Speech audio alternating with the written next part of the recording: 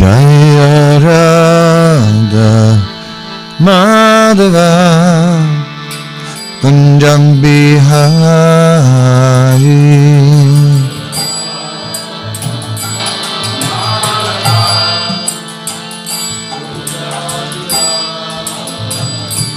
Jaya Radha Madhava Kunjam Bihari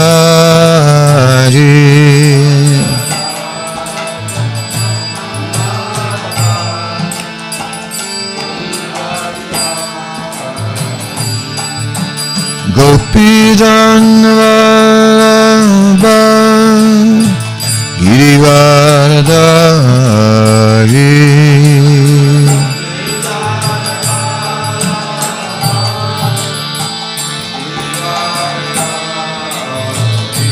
Jaya Gopi Janvallabha Girivaradari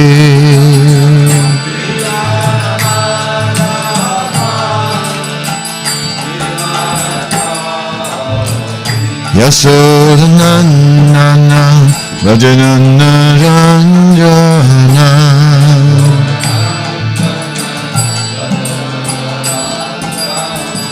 Yasodanandana Rajanana Ranjana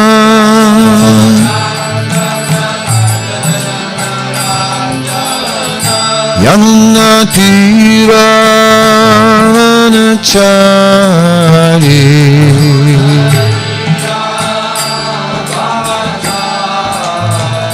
Yamuna Tira Chari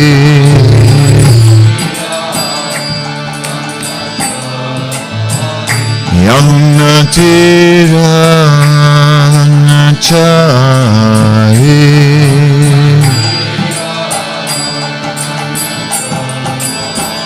Yamuna Tira Chari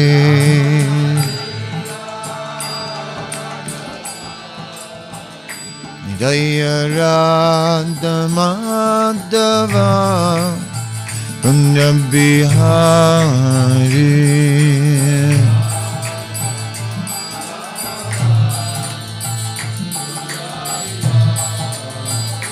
Jaya Sri Krishna Chaitanya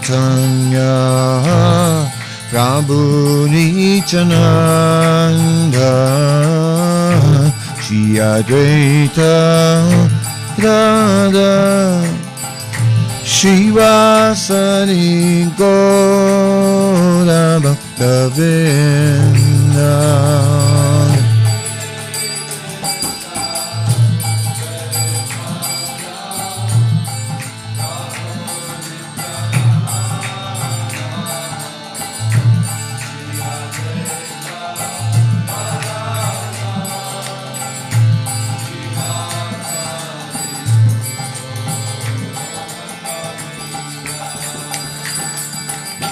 Hare Krishna, Hare Krishna, Krishna Krishna, Hare Hare, Hare Rama, Hare Rama, Rama Rama, Hare Hare.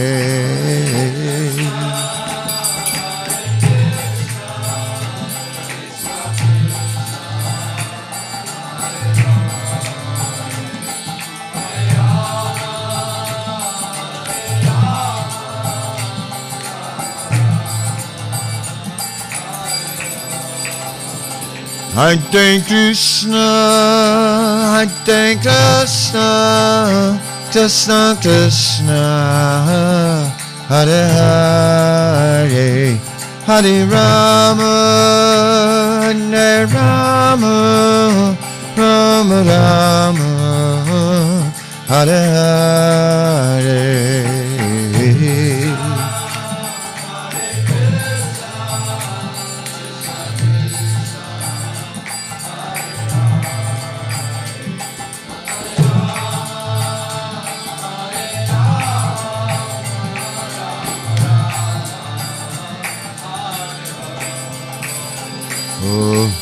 Hare Krishna Krishna Krishna Hare Hare Hare Rama Rama Hare Hare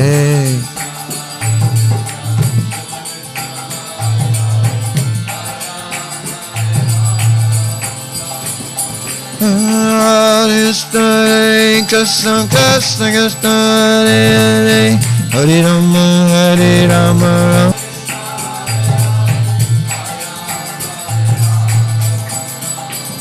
Jaya Prabhupada Prabhupada Prabhupada Jaya Prabhupada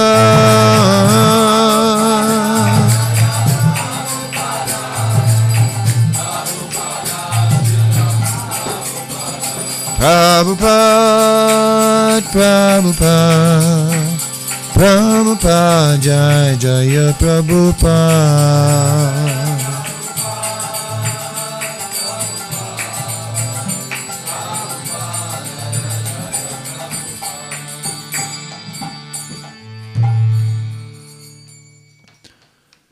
Srila Prabhupada ki jai, Harinam Sankirtan Yagya ki jai, Ananta Koti Vaishnava Vrinda ki jai. Om Namo Bhagavate Vasudevaya. Om Namo Bhagavate Vasudevaya. Om Namo Bhagavate Vasudevaya.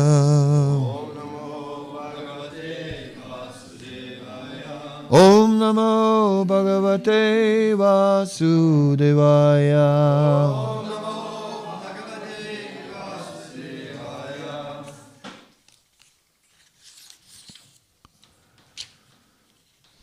Reading from Srimad Bhagavatam, from the 3rd canto, chapter 19, entitled The Killing of the Demon Hiranyaksha. Text 27.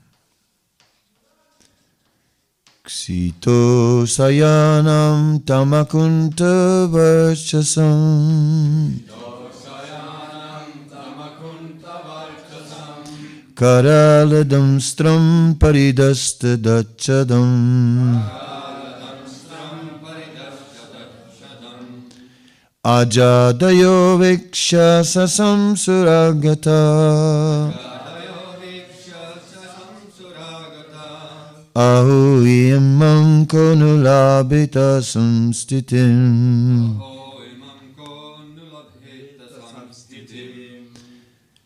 Okay, it's a little closer. Ksito sayanam tamakunta varjasam Karaladam stram paridasta dachadam Ajadayo viksha susam suragata Aho imam konu labeta samstitim Ksito sayanam tamakunta varchasam Karaladam stram paridasta dachadam Ajadayo viksha sasam suragata Aho imam konu labhita samstitim.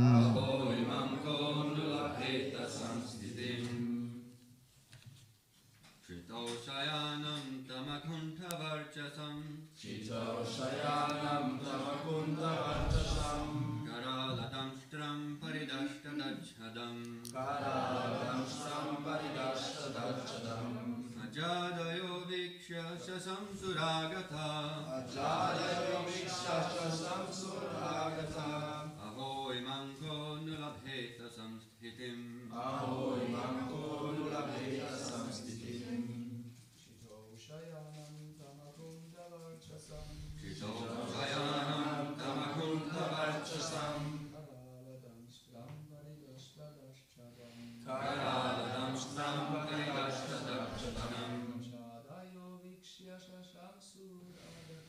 Ajadayo viksha samsuragata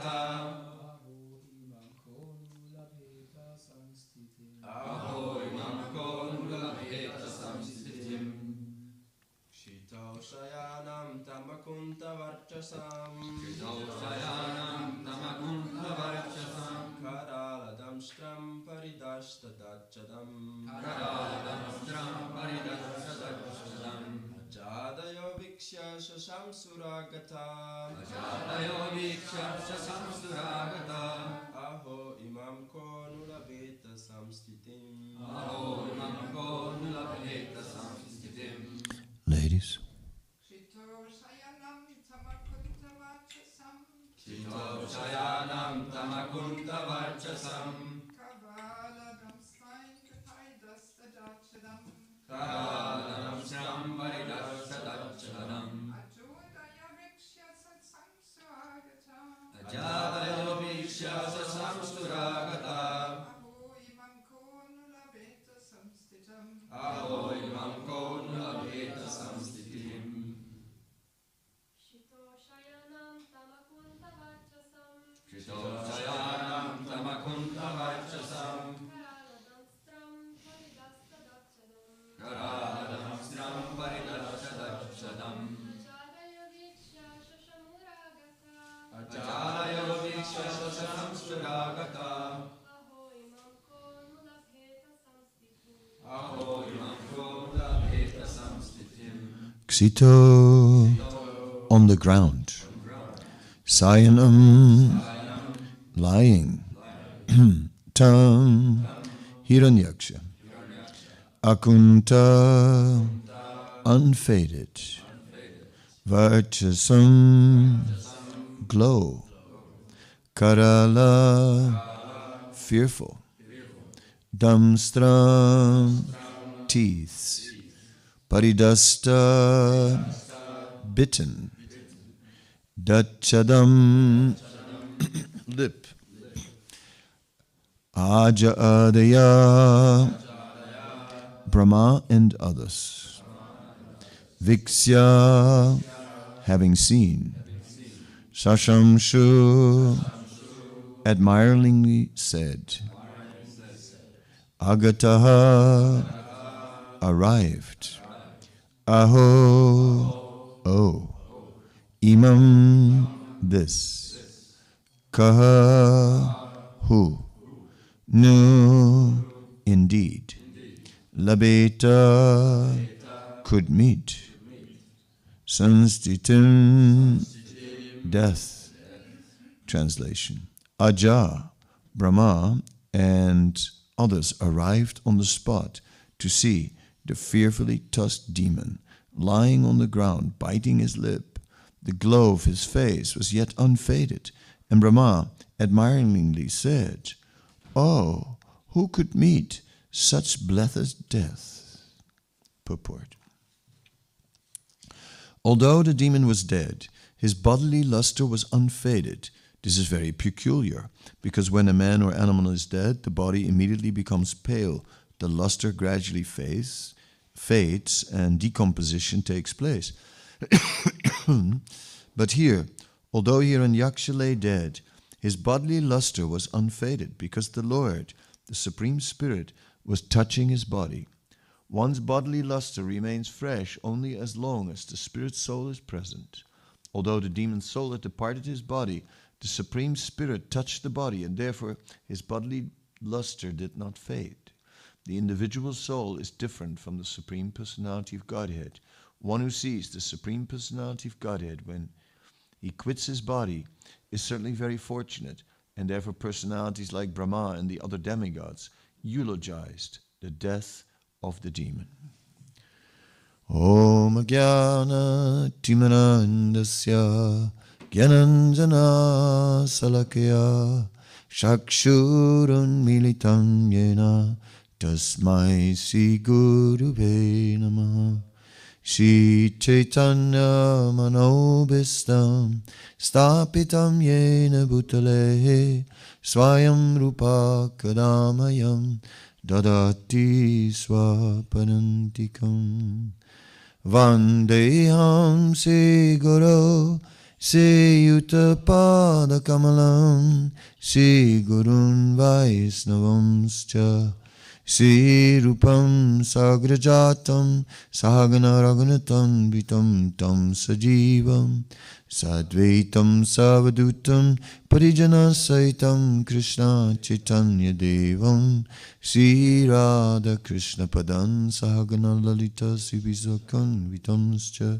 Hey Krishna Karuna Sindhu Dinabandhu Jagatpate Gopesa Gopika Kanta Radha Kanta Namostute Tapta Kanchana Gaurangi Radhe Vindavaneswari Visabhanu Sutadevi Pranamami Haripriye Vanchakalpatarubhyacha Kripasindubhyevacha Patitanam Pavanebhyo Vaisnavebhyo Namo Namaha Sri Krishna Chaitanya Prabhu Nityananda Sri Advaita Gadadhar Sivasadi Gaura Bhaktavinda Hare Krishna Krishna Krishna Hare Hare Hare Rama Rama Rama Hare Hare.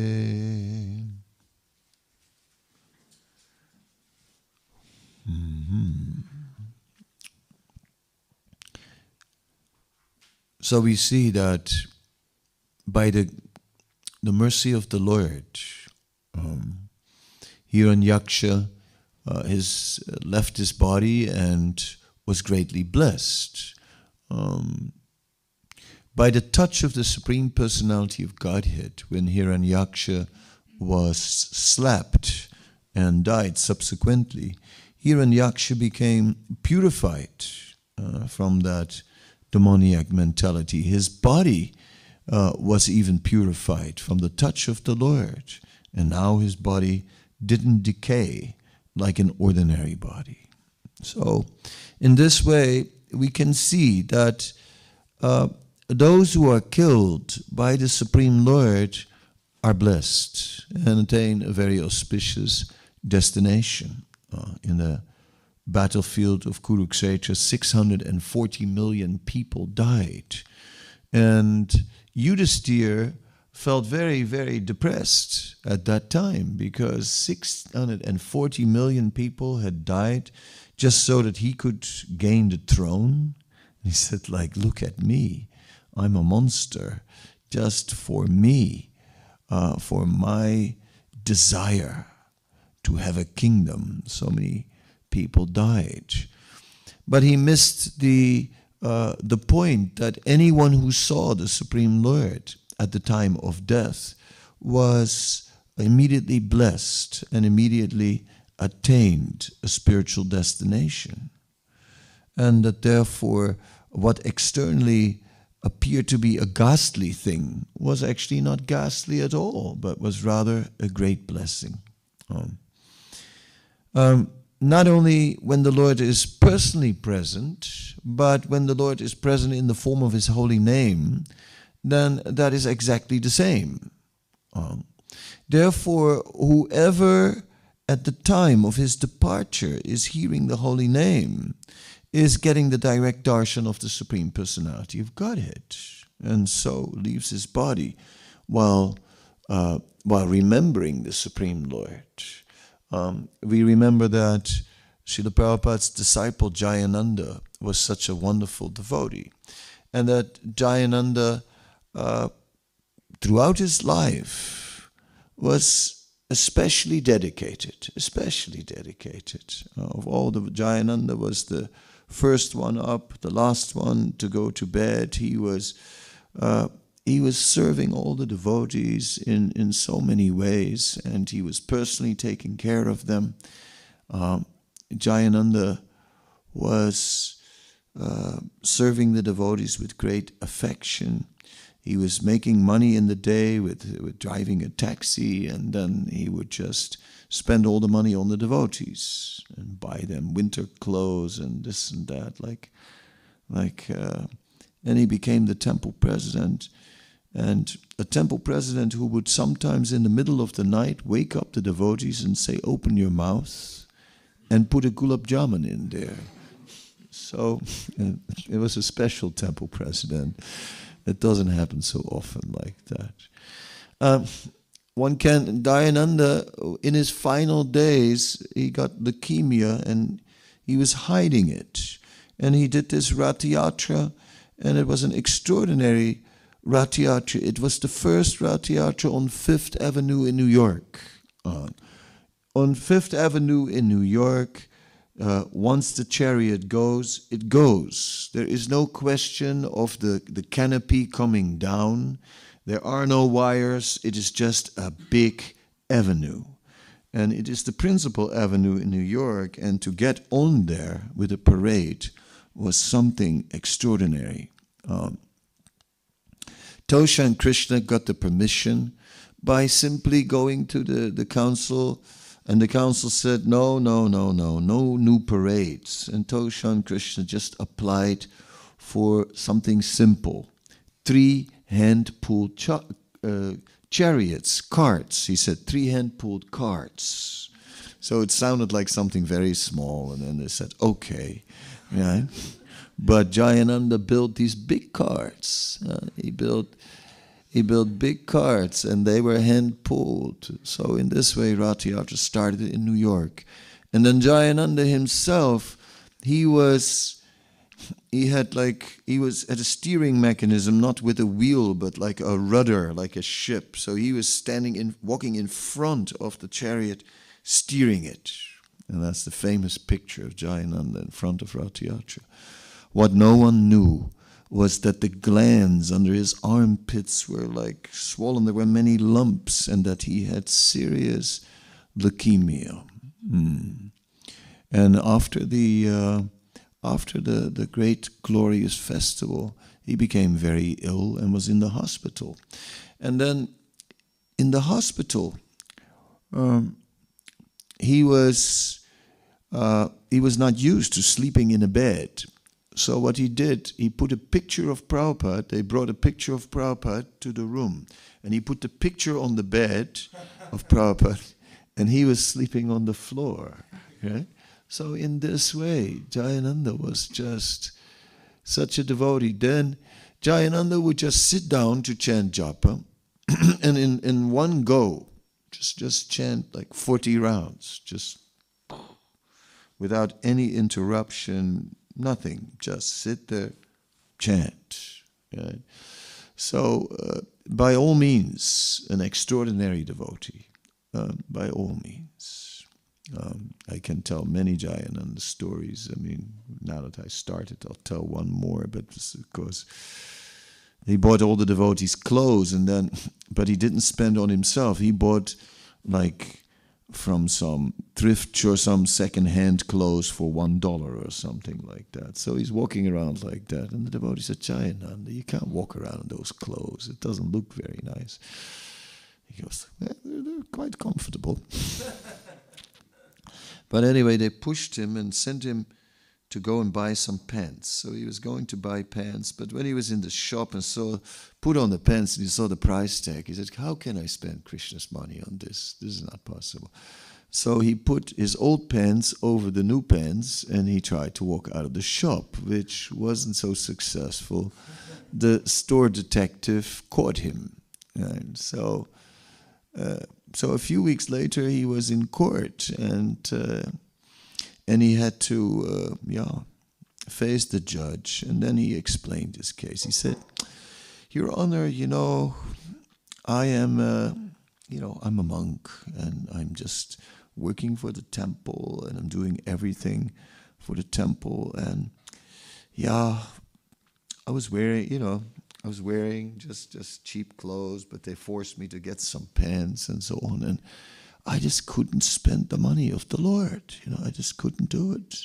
And so, like this. And he said it with so much sincerity that the store detective who was there to testify said, Your Honor, I'll pay for those pants. So, what a devotee, right? Such an extraordinary personality Jayananda was. And he left his body like... also, he was sleeping on the ground in the hospital, and he was chanting despite all the difficulties. So then Jayananda left his body. Prabhupada wasn't there, Prabhupada was traveling. And so they wrote a letter that he had left his body. And Prabhupada said, said Jayananda did so much service. This is very wonderful. He said, if he remembered Krishna at the time of his death, then he would have attained the spiritual world. But if he had any material desire, right, then he would have attained the heavenly planets. So I was like going like Jayananda, any material desire? Did he have one? Right? Kind of. But Prabhupada explained it in that way, that is what happens at the time of death. And then there was a second letter. And in the second letter, they wrote that, yes, Srila Prabhupada, and at the time of his departure, it was so auspicious because there was kirtan. And now Prabhupada said, then he went back to Godhead. Then he went back to Godhead in the second letter. Because Krishna is present, personally present, when his holy name is present. We cannot imagine our good fortune. We have no idea. Even when we read the books, and even when we study the philosophy, we think, yes, we are fortunate. But we are more fortunate than we think. That's actually how it is. In this movement, we are more fortunate than we think. The potency of the Supreme Lord is just amazing. Amazing. And of course there are many, many stories of devotees who were blessed to leave their body and have great mercy. So there's no doubt that many devotees went back to Godhead through this movement. Come on, what's the name now? Prabhupada's, anyway. No, it doesn't come. Anyway, one of Prabhupada's intimate followers, after Prabhupada's departure, had a period that he was that it was difficult to connect for many devotees. After Prabhupada left, it wasn't so easy. Those disciples of Prabhupada who had his association and who were there during his time, then when Prabhupada left and ISKCON went in the hands of new leaders, it was hard for them. It was hard. So many withdrew a bit. So, so as they withdrew, maybe the standards of Krishna consciousness also went down a little bit. Externally, at least, the practices of Krishna consciousness, not the connection with Krishna in the heart, because that doesn't disappear so easy. Even if a devotee, after prolonged practice, is interrupting his practice, still Krishna remains in the heart, because once that faith is there, that Krishna is the Supreme Lord, and once the credit of all the service is there, then one is rasa graha, says Prabhupada in Srimad Bhagavatam. Rasa graha, one has tasted the transcendental mellow, and therefore one cannot just turn away from Krishna. And Krishna doesn't turn away from that devotee, and nor does the spiritual master. So the devotee in particular that I'm speaking about was Upendra. And Upendra was was a close servant of Prabhupada in the early days. And then when Upendra died, after having had not such a good period, then at the end of his life, he sat up in bed and said, Prabhupada, you have come. Right? He saw Prabhupada. So the amount of mercy that we accrue in this movement is extraordinary. Srila Bhaktisiddhanta makes one statement, which is not a statement which is meant to be taken cheaply. But Srila Bhaktisiddhanta is saying, he said that generally these vows, right, of initiation, they are so powerful that generally they'll be successful even if they're not followed perfectly. Now, that's not an excuse to not follow the vows perfectly. So, oh well, that's interesting. I don't have to be so fanatic. No, that's not the meaning of that statement of Srila Bhaktisiddhanta. The meaning is that simply the basics. You sort of feel like, well, isn't initiation the beginning? Isn't that the very beginning? I mean, like sort of bhajana kriya, like it's even it's part of bhajana kriya, adosh, shraddha, tata, sadhu, sangha, and then we get bhajana kriya. So after that, anartha nivritti nistha. So it's like sort of in the beginning, the regulated process of devotional service, and then yet Srila Bhaktisiddhanta is stating that if one follows these standards, not even perfectly, generally it is successful. And what he meant by successful means generally going back to Godhead. So the amount of mercy within this movement is extraordinary. It is a mercy movement. It is the movement of the Mahavadanya avatar. And that mercy is so great that the mercy is expanding in all directions. Because whoever is touched will touch others. In the Chaitanya Charitamrita, when Lord Chaitanya, after taking sannyas, started his tour, we find that Lord Chaitanya was absorbed in ecstatic kirtan, and that people were attracted to this kirtan, and that and that they missed their family members after a while because the family members didn't come back. They just stayed in the kirtan. So people went looking for their uncle, and then they went to the kirtan, and then they also got lost in the kirtan. Whole villages emptied out. Can you imagine? Like here, like Zielberg, nobody left. Just everyone joined the Harinam. So the descriptions in the Chaitanya Charitamrita are very amazing, right? And the mercy that we see Chaitanya Mahaprabhu displaying is just extremely powerful.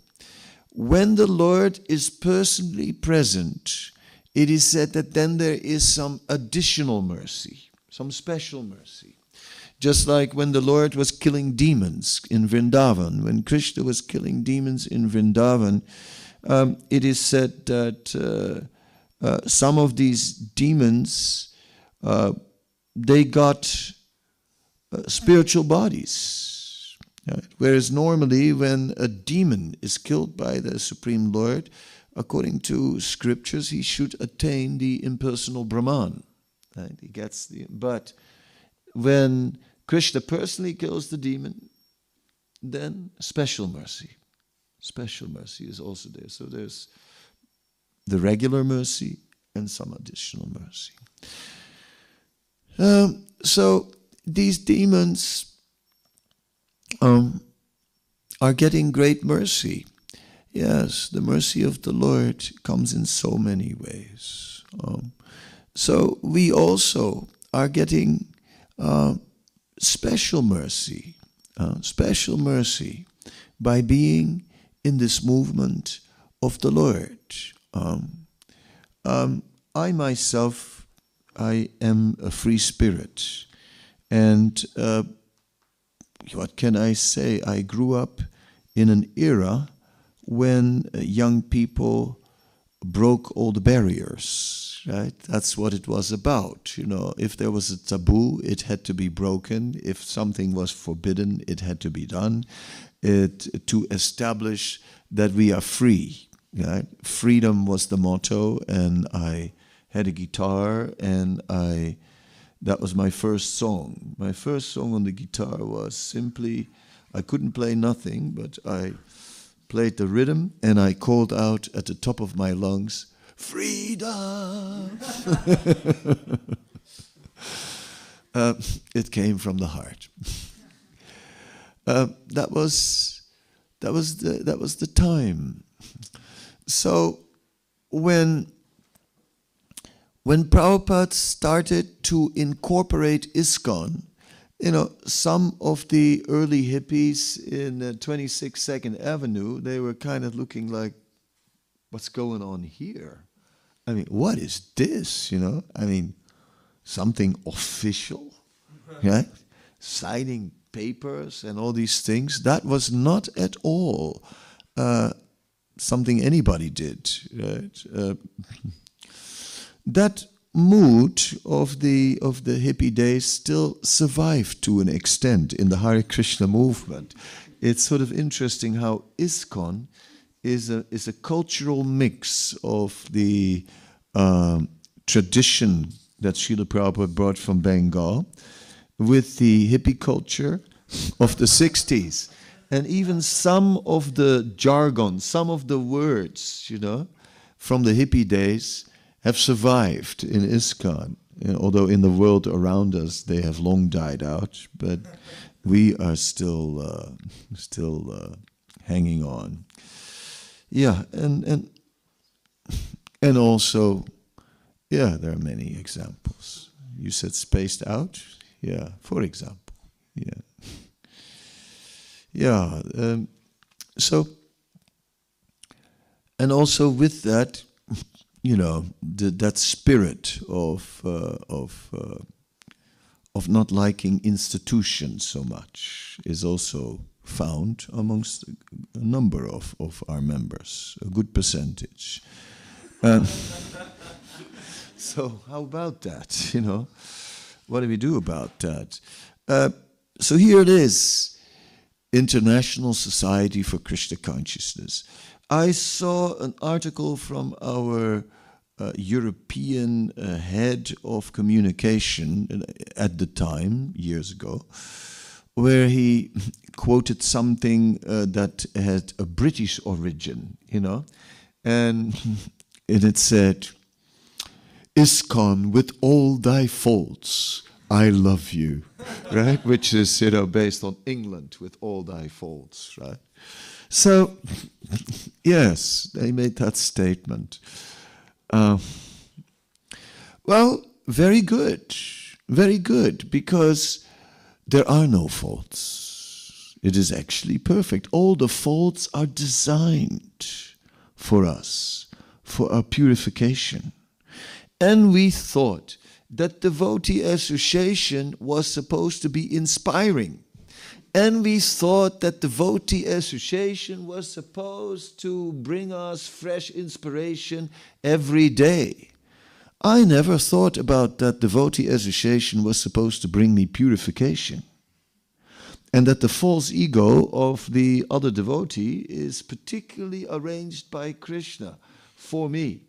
Krishna sent him with his false ego to make sure I would get purified from mine. I never thought of that.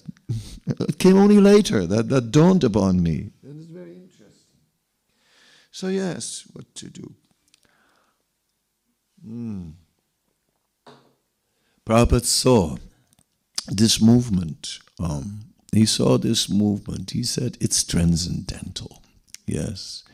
He said, just like Yasoda was always worried about Krishna, about what could happen. And she was making all kinds of arrangements for his protection. I mean, remember when the whole Putana thing happened? I mean, this is like when Krishna was just a baby, right? And then this witch comes, tries to kill him, and at the end they find him sitting on the breast of Putana, which was as big as a hill, right?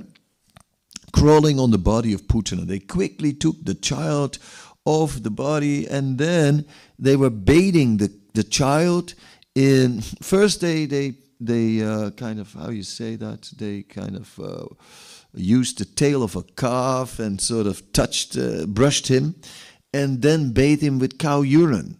Eh? Very nice. Yes, we can bathe all our children with cow urine and some water after that, of course. But they did, and she did so to protect him from all kinds of inauspiciousness that could happen. Right? Prabhupada explains that his own mother would also do things like that. That she had vowed to eat with her left hand. She had vowed to eat with her left hand so that nothing would happen to her child until the day would come that he would ask, why you're eating with your left hand? And then she would stop. Some sort of thing, I mean, where it came from, don't ask me. But she did, right? Some village thing. India is full of village things, right? And we are not sure where it all comes from. Some things may have a Vedic origin, some things may not. Like if you drive the car, you cannot first drive backwards, just that you know, right? You have to drive forwards, even if there's a wall in front of your car. You have to first drive forwards, then you can drive backwards. Very inauspicious. If you are driving backwards, ho, ho, ho, ho. Oh, ho, ho, ho. When you are driving and black cat cross the road in front of the car, ho, ho, ho, ho, this is very bad. What to do? You have to stop the car. Turn off the engine. Right? Start again. Right? Start your journey again. So India is full of stuff like this. So Prabhupada's mother also did this. And Mother Yasoda did this to protect Krishna. And Prabhupada said, in the same way as Mother Yasoda made so many arrangements to protect Krishna, in the same way I'm always praying to protect ISKCON. Right? He said, but just as the prayers of Mother Yasoda were unnecessary, because who can harm Krishna? In the same way, I know that my prayers are also unnecessary, because who can harm ISKCON? That is transcendental. It is very interesting because I came over the years, I noticed one thing, and that is this. I call it, I have an analogy for you. That sometimes we see that on the ocean there's a disaster. There's an oil tanker and it has a big leak, and then the whole water surface becomes covered by the leak. Right? So, and the whole surface is covered by oil. What happens then is that all the animals that are on the surface of the water, like birds, water birds, and they are getting very badly affected.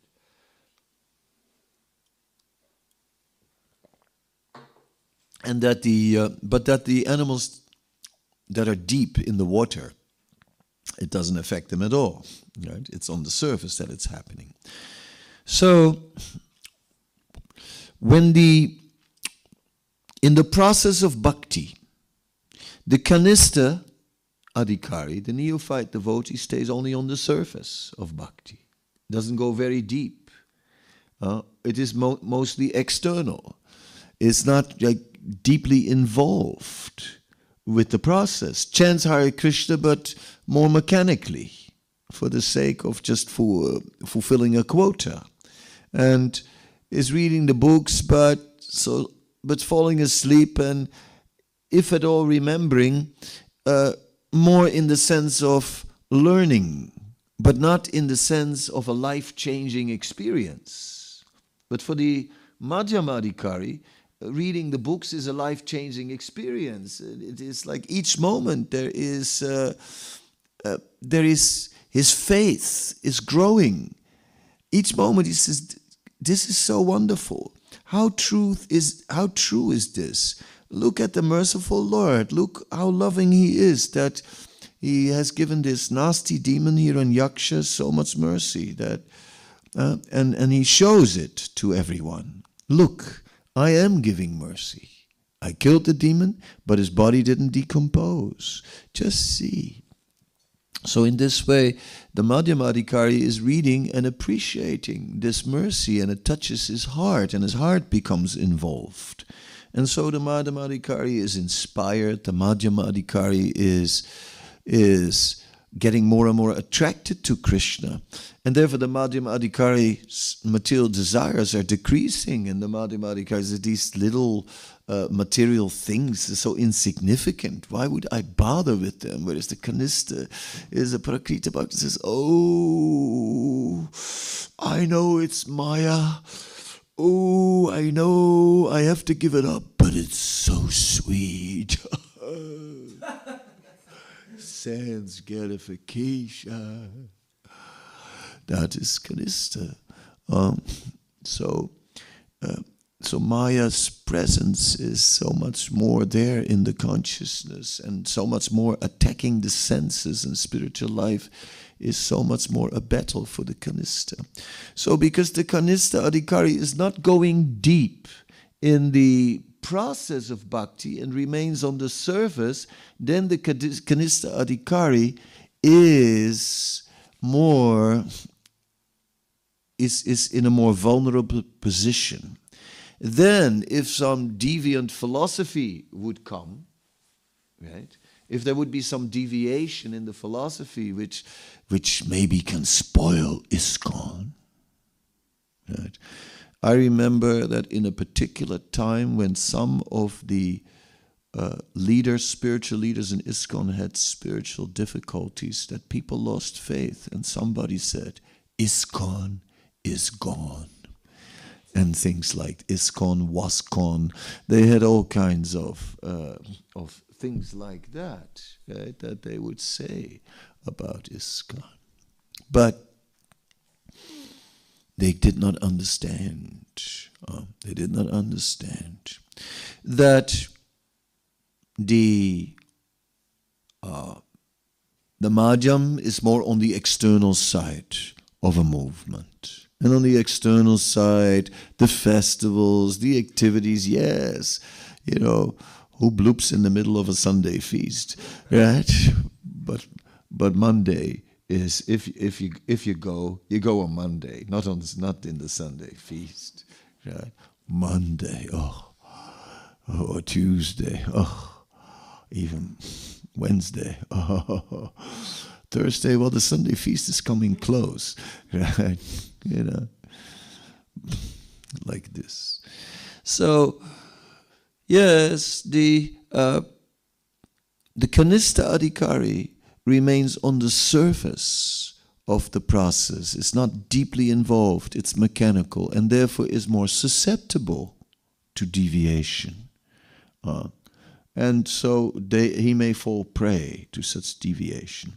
So the question then that is raised, can philosophical deviation kill this movement?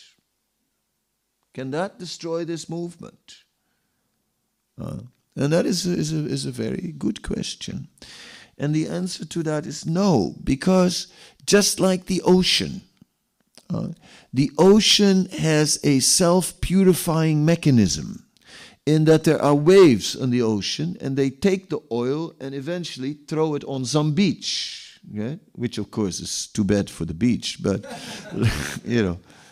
I mean, that's very serious, spoiling the beaches.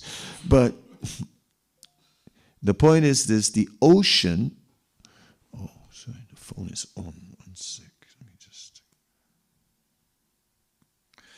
The ocean is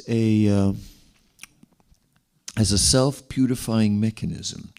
And the same way, ISKCON, right? When there are deviations, just as the ocean throws off the oil, when there are deviations, after some time, they just move away. They move away from ISKCON. And, they go somewhere and start their own thing.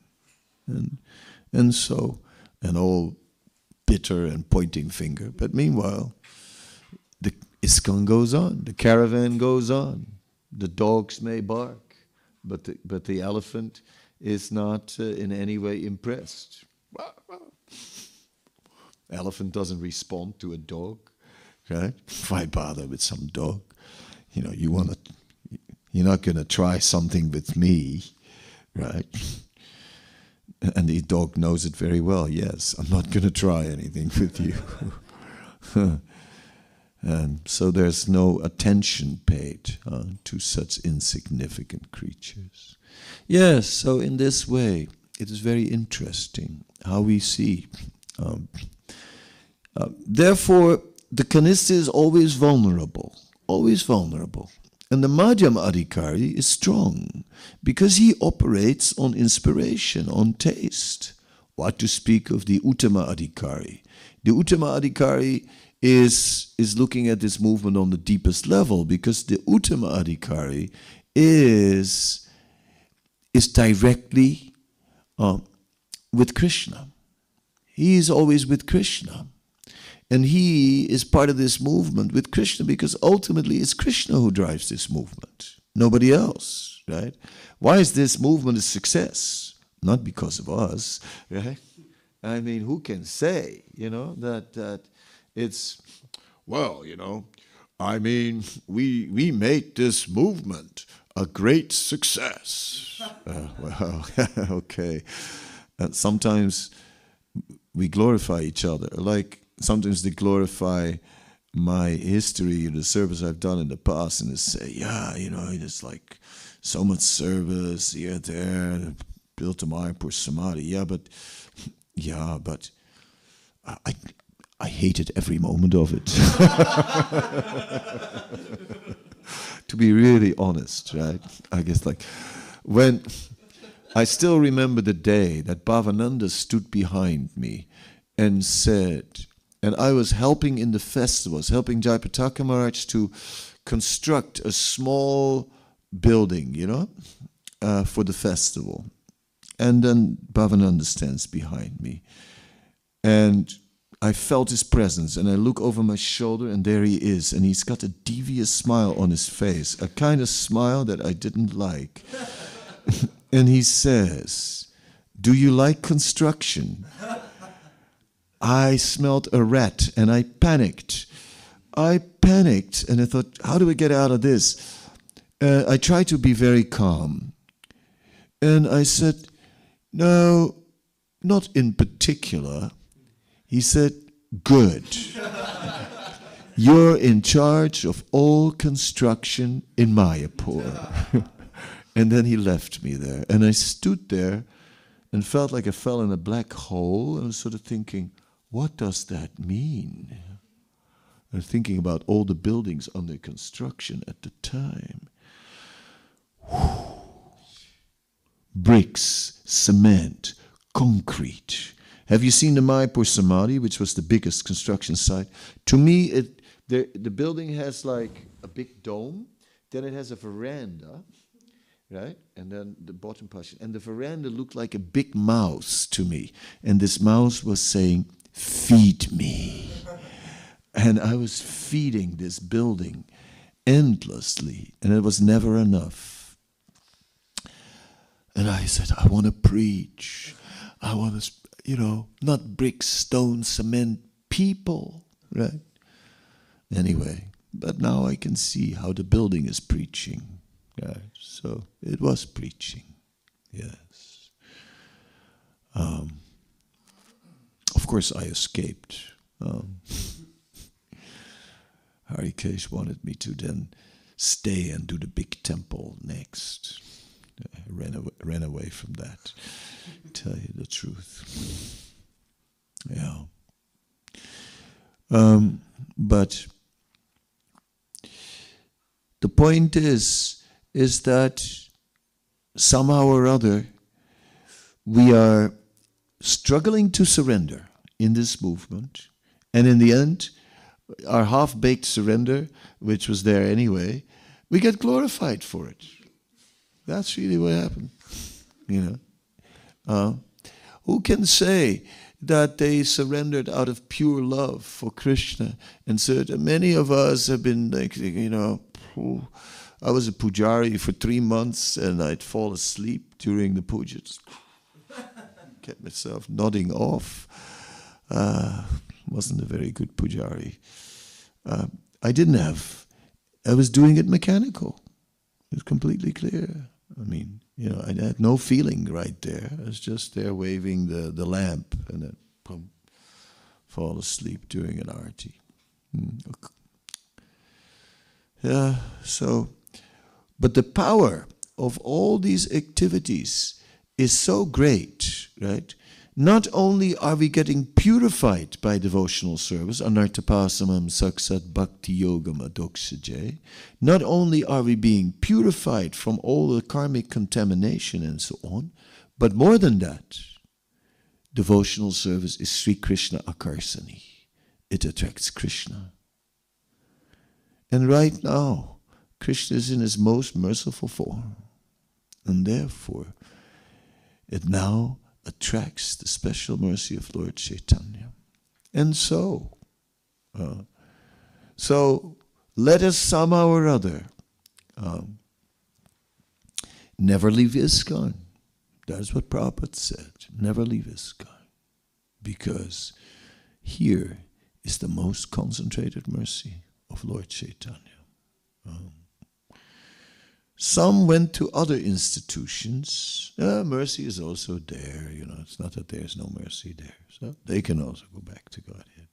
But here, this is directly Prabhupada's mercy. That's a special benefit.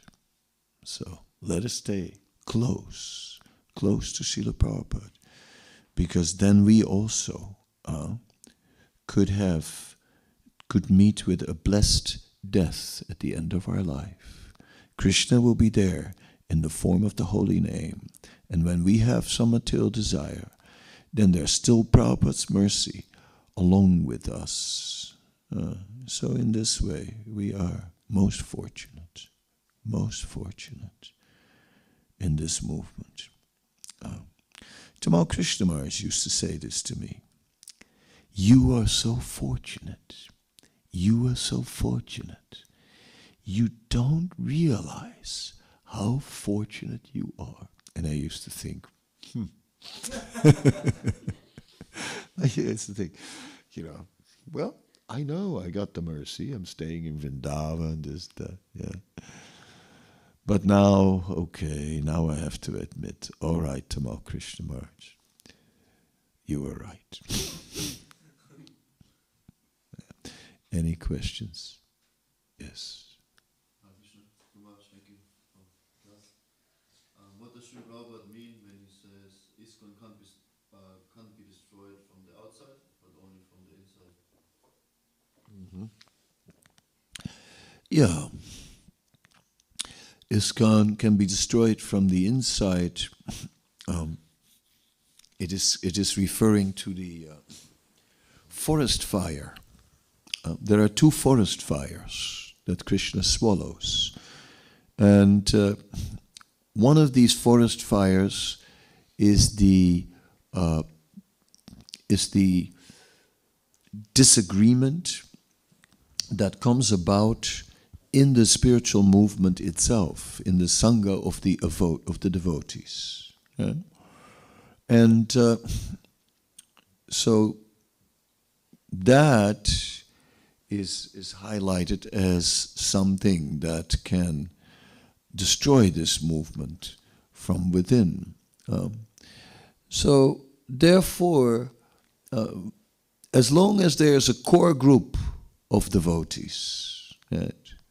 As long as there's a core group of devotees who are just embodying the pure Krishna consciousness of and seeing how everyone is blessed by it, who are above this pasu buddhi, who are above the dualities, who are ajata satru, who have no enemies, who are the well-wishers of all. As long as there's a core group, in this movement who are the well-wishers of all. It can never be destroyed. It can never be destroyed. And because Srila Prabhupada was so much that person, right, who was so much the well-wisher of all, anybody who turns to Srila Prabhupada and just, it doesn't matter whether we have not physically met Prabhupada, if we turn to Prabhupada and try to, and are in that mood of being close to Prabhupada, then that mood will be there. That mood of giving, that mood of being generous, that mood of... but if everyone starts fighting for himself, right? Yes, that is the fire, where everyone starts fighting for his position, for his own, for his room, for his facility, for his recognition. Then that kind of fighting can undermine this movement. But fortunately, by Prabhupada's grace, there are still so many Vaishnavas who are dedicated. It's also interesting if we look at the history of the Gaudiya Math, because we see that Srila Bhaktisiddhanta was such a powerful acharya. Then we see that there was a big fight over the succession. Right? Srila Bhaktisiddhanta wanted a governing body, that others tried to appoint an acharya. It split up in so many splinter groups, right? And we used to think that was the end of it. Right? We used to think, yes, it in a way failed, and then ISKCON took over. Right? Prabhupada started again, and Prabhupada started the ISKCON movement. But now we see that no, even the older splinter groups, they also revived. They also revived. So you see, it's not so easy, even from within, to destroy ISKCON. It will not happen so easily, because Prabhupada is so present. Therefore, we have to always keep not just the Guru Puja of Srila Prabhupada, but also align with his teachings, align with what he considered important. Therefore, book distribution should always remain strong. Right? It should remain strong as long as there are printing presses. And in this temple has a history of strong book distribution, and it should just really keep that, revive it. It goes up and down. Right now it's not in its most flourishing phase. It's been more flourishing in the past. So we've lost something. We have to regain the ground. Right? Regain the ground. We have to build it up again, right? With renewed enthusiasm. It's very important here, because then that was the thing that Prabhupada, that pleased him the most. Right? No doubt. Right? That's what will revive the community. The fact that there are young people here in this temple, the only reason is because of book distribution. Where there's book distribution, people join. When ISKCON was doing a lot of book distribution, then devotees would join like anything. And we can say those were the days, those were not the days. Those were the days of sense gratification, Those are not the days. Yeah, we were all interested in spiritual life. Yeah, with a joint in one hand and with free sex on the other side. We're so spiritual, holding hands, right? We were not ready. I was always thought of myself as more spiritual than other people until I met the Hare Krishnas. I always looked at other people, they're not serious about spiritual life.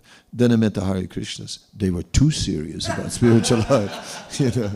Like, gosh, that's too much. Yeah, that's really was my experience. No, it wasn't such a magic time that everyone just joined the Hare Krishna movement. Not at all. It was the book distribution that did it. 99.9% will tell you that we read a book. So this is one way to remain connected to Srila Prabhupada, and of course, in many ways, we need to be connected to Srila Prabhupada. So we have to read not only his books, we have to read his letters, we have to, we have to find out what did Prabhupada want. Right? Not just lip service and Shri Guru Charana Padma, the opera. No, it's like, what did he want?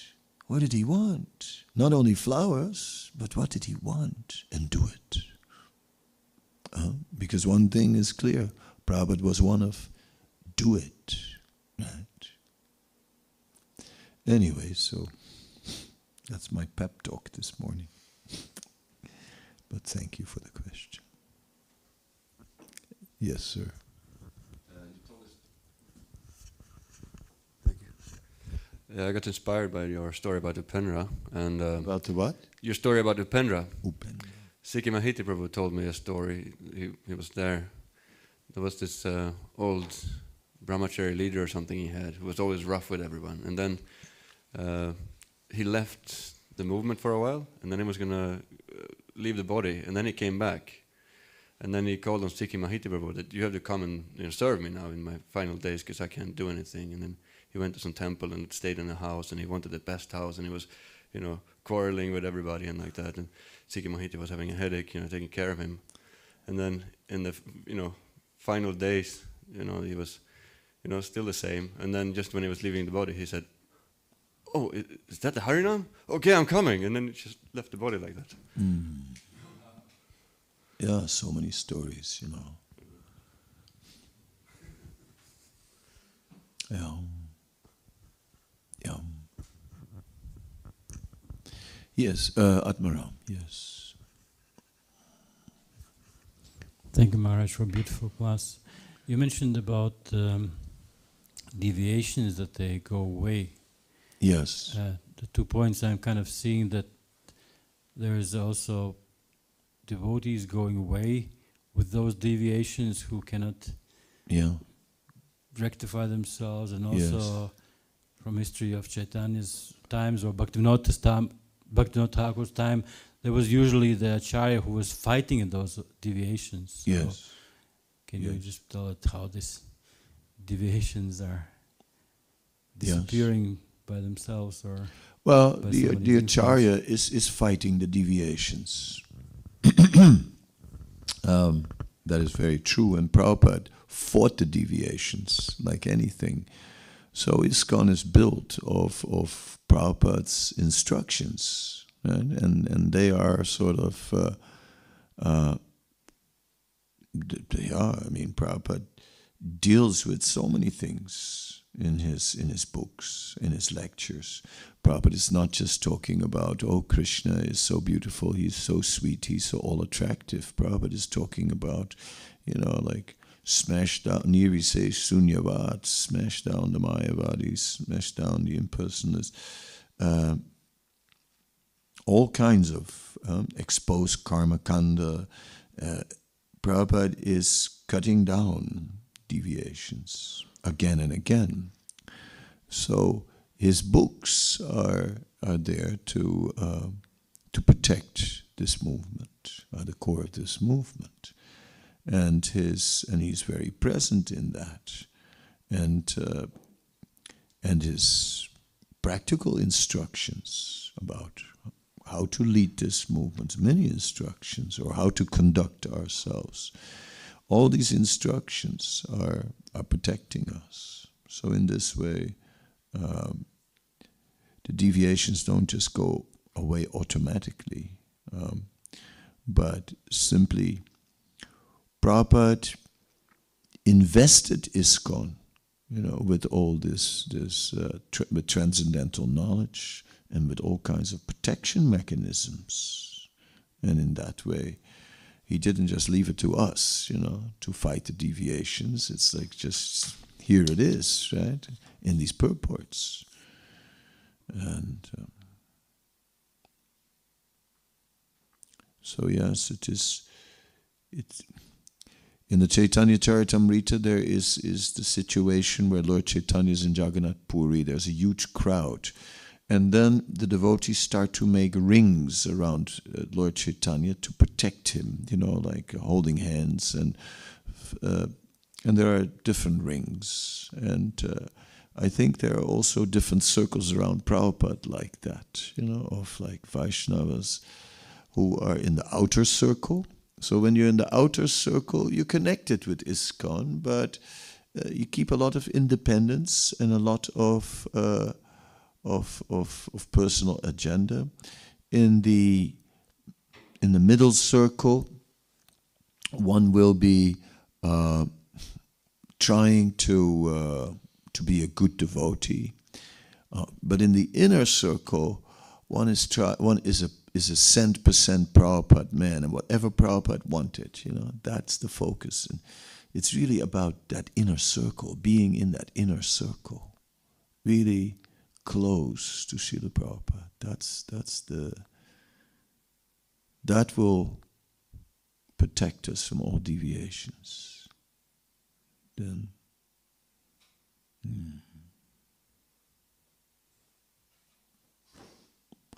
Yes, Akila Prabhu. Hare Krishna. You were saying, but what did Srila Prabhupada really want from us? Yes. And then you kind of stopped. Could you please elaborate? Why don't you tell us a little bit what you think? Since you have the microphone, you may as well tell me, what do you think Srila Prabhupada really wanted from us? Just many things, of course, but you could name one or two. What do you think? Once in a room with disciples, Prabhupada, he started crying and he said, all I ask of you is to become humble in everything you do and in everybody and to everybody. That is all that I ask. But yeah. If you could. No, we can go around the room, actually, I think, and we'd be amazed what will come out. Maybe we should hear from a few devotees what they think. Devaki, what do you think?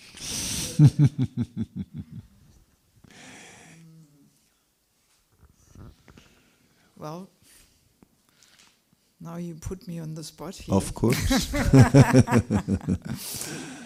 Well, I personally feel that Prabhupada wants us to not only learn the philosophy and repeat it, but that we also really apply it in our daily life and that we live it.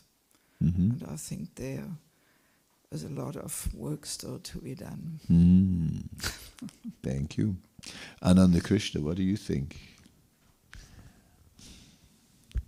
Hare Krishna. I'm inspired by competence, especially in preaching, especially in our presentation, specifically in our online presentation. I would desire that ISKCON is more competent, professionally presenting the philosophy. Do you think we're asking what Prabhupada desired? You think that's yes, what was yes. important? I think Prabhupada was professional. And you think that's what Prabhupada wanted? Professionality from devotees. When he visited temples, he wanted that everything is clean, well organized, well managed. Devotees are able to present Krishna consciousness competent. Okay. Kripa Sindhu. Thank you very much. I would say Prabhupada likes wants that we have taste for his books and like his books and be inspired to read and distribute them. To really like it. Thank you. Advaita Sima.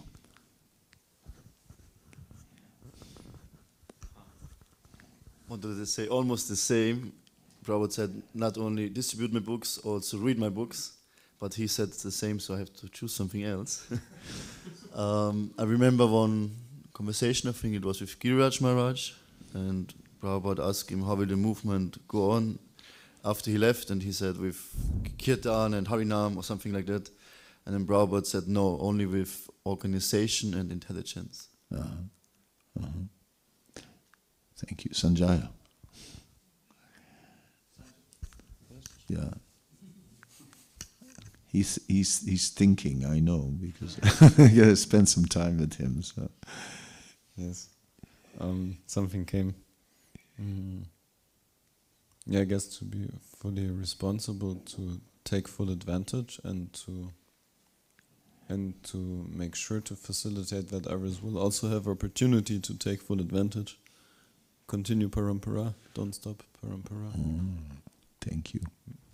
Suchitra.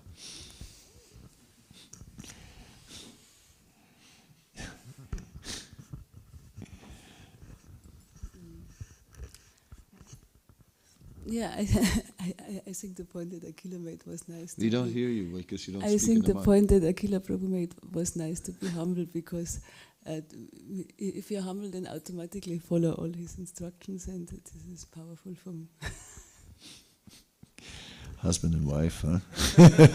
There are two halves, according to scripture.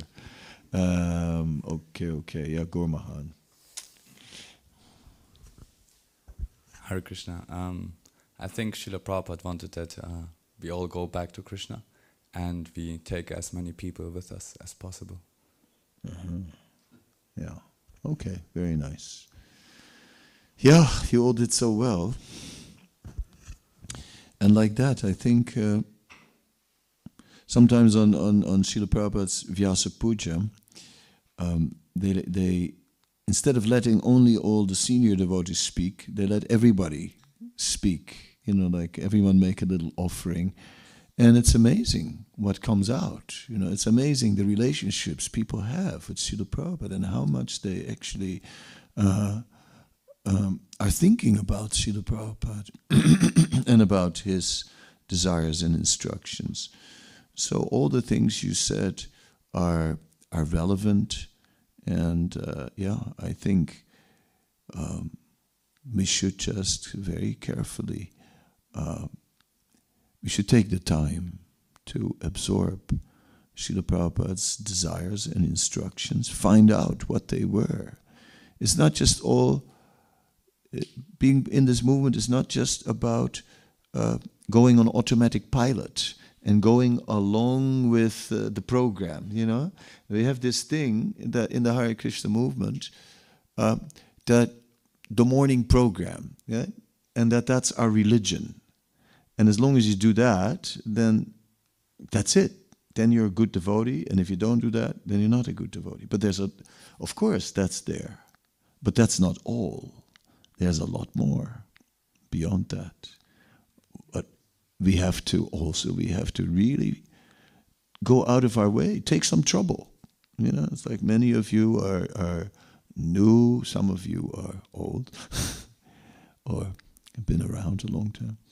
But there's no end to finding out what Prabhupada really desired. And the more we do so, and the more we align ourselves within, the more we'll gain strength, the more the movement will gain strength, the more the temple will flourish, the more everything will become ecstatic. That makes the difference. Thank you very much, Srila Prabhupada. Ki Jai.